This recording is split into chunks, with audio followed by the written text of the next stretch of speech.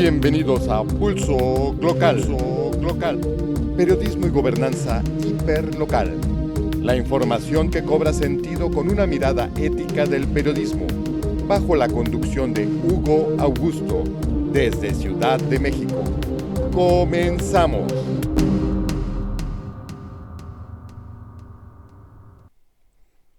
Hola México y el mundo. Hoy es martes 5 de mayo de 2020, día de la Batalla de Puebla. Hace 156 años, Ignacio Zaragoza venció a la intervención francesa en Puebla. Les invito a revisar la información más relevante del día de hoy, no sin antes darle las gracias por su apoyo del día de ayer, en que me encontraba lastimado de la espalda. Pasemos a la frase del día. La manipulación mediática hace más daño que la bomba atómica, porque destruye los cerebros. Noam Chomsky. Veamos qué nos dice el gato encerrado.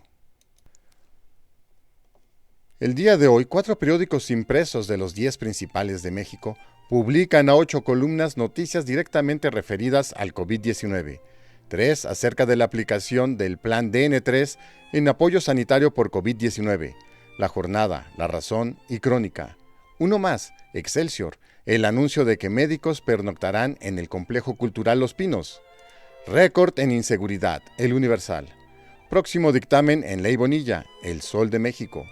2 diarios se refieren al incremento en remesas, Milenio y El Economista. Caída del PIB, El Financiero. Se pospone la apertura energética, Reforma. Vayamos ahora al tema principal. La Jornada, operan ya planes DN3 y Marina contra la pandemia. Ayer entraron en operación los planes DN3 y Marina de ayuda de la población para respaldar la estrategia contra la epidemia del COVID-19, en especial en los 6 estados donde la situación es más crítica: Ciudad de México, Estado de México, Baja California, Tabasco, Sinaloa y Quintana Roo, informó el presidente Andrés Manuel López Obrador. Destacó que la expansión de casos de COVID-19 ha sido dispareja en el territorio nacional, por lo que reiteró la posibilidad de que el día 17 de este mes se inicie la activación en los municipios con poca afectación. La Razón. Ejército y Marina al rescate. Dan 30% más camas para COVID en Ciudad de México. Con la activación del Plan DN3 para combatir la pandemia por coronavirus, Ciudad de México tendrá 1,140 camas extra, 1,000 en hospitales de la Secretaría de la Defensa Nacional y 140 de la Secretaría de Marina, que atenderán a pacientes, informó Claudia Sheinbaum, jefa de gobierno local. Además, esta semana estarán listos los hospitales de la red local en procesos de reconversión, con lo que se agregarán otras 100 camas. Crónica. Para tratar COVID, todos los hospitales militares. Toda la infraestructura médico-militar del país se volcó para atender la crisis de coronavirus. Ayer los máximos mandos militares de las 2 armas del país, Ejército y Marina, anunciaron ampliación de sus programas de apoyo a la población civil ante contingencias, incluyendo la habilitación de sus instalaciones médicas a la atención de los crecientes casos de COVID-19. Seguimos con salud en materia social. Abren Los Pinos a personal médico, dice Excelsior. Personal del Instituto Mexicano del Seguro Social, IMSS, 58 médicos y personal de enfermería, principalmente del Centro Médico Nacional La Raza, del Centro Médico Siglo XXI y del Hospital General de Zona de Tlatelolco, que luchan contra el COVID-19, se alojarán en el Complejo Cultural Los Pinos, como una forma de apoyarlos ante las jornadas extenuantes que cubren y para disminuir el riesgo de contagio hacia sus familiares, de cara a la etapa más crítica de la pandemia en el país. Continuamos con el panorama político en materia de seguridad y corrupción. El Universal. Crimen no da tregua en tiempos de COVID-19. La seguridad es el tema que más destaca el Universal. Hoy resalta un informe de la organización especializada en solución de conflictos International Crisis Group, el cual alerta desde Bruselas, Bélgica, que la pandemia de inseguridad que vive México no da tregua, ni siquiera en época de crisis sanitaria por coronavirus. Sostiene que la competencia criminal sigue siendo feroz. La corrupción generalizada y los arreglos entre la policía y la delincuencia continúan siendo una práctica desenfrenada. El Sol de México. Se define el periodo de Bonilla en una semana. El ministro Fernando Franco planteó en su proyecto de sentencia que la llamada Ley Bonilla es inconstitucional. La reforma a la Constitución de Baja California, por la que se amplió su mandato a 5 años, pues Jaime Bonilla Valdés fue electo solo por un periodo de 2 años en el cargo. Así, la Suprema Corte de Justicia de la Nación prevé mantener en 2 años el mandato. Veamos el panorama económico. Milenio.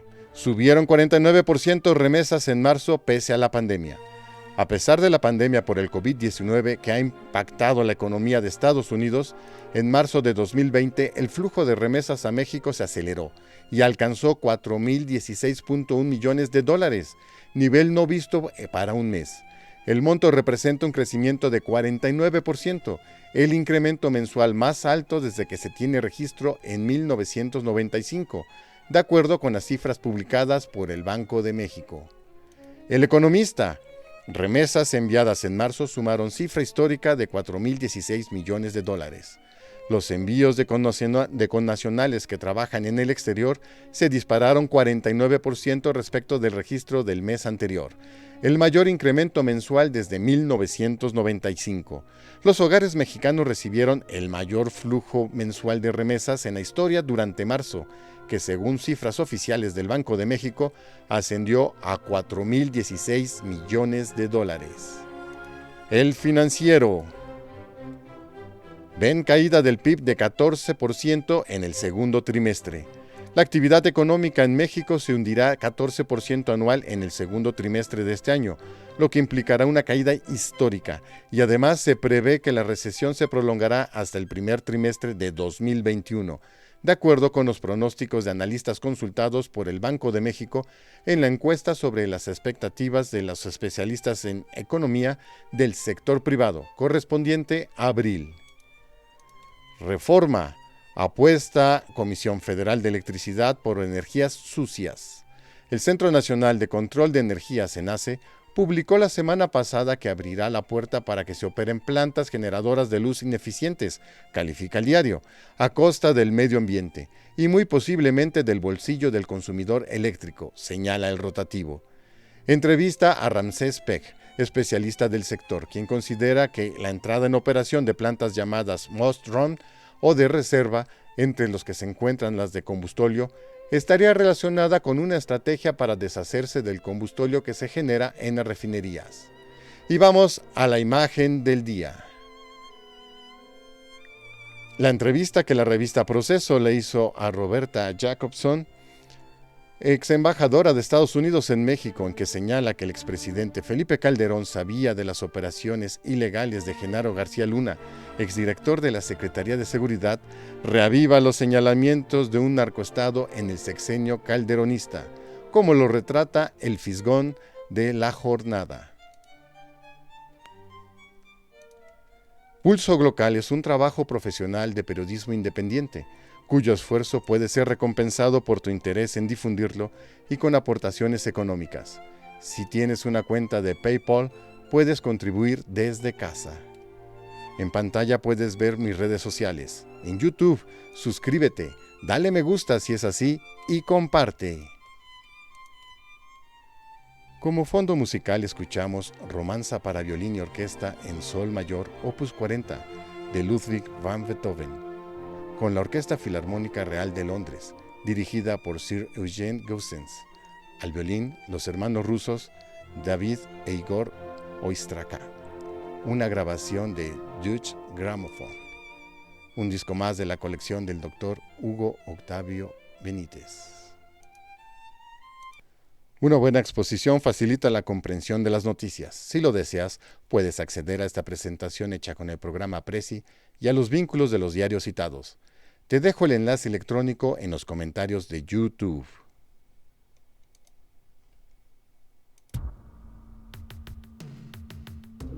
Esta fue una emisión más de Pulso Glocal, periodismo y gobernanza hiperlocal, bajo la conducción del periodista Hugo Augusto. Ahora cuentas con la información más relevante del día. gracias por acompañarnos.